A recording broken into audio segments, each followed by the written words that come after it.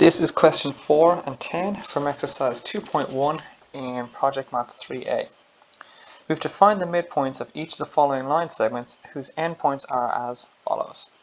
So in 4, we've got a line segment whose endpoints are minus 3,7 and minus 9,3.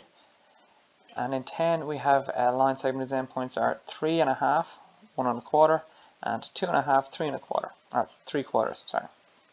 Now our midpoint formula is x1 plus x2 all over 2, comma y1 plus y2 all over 2, like that.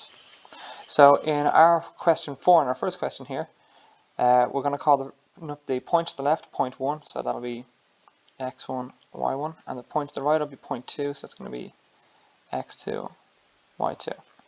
And if we just put this into the formula, so it's going to be x1 plus x2 over 2, so minus 3 minus 9 over 2, and it's going to be y1 plus y2 over 2, so it's going to be 7 plus 3 over 2, like that.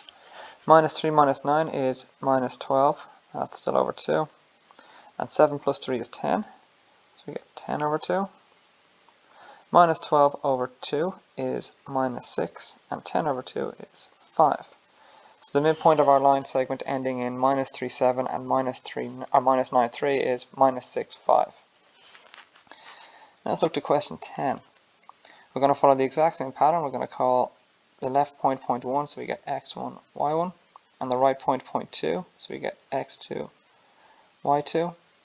And if we put these into the formula, it's going to be 3.5 plus 2.5 all over 2,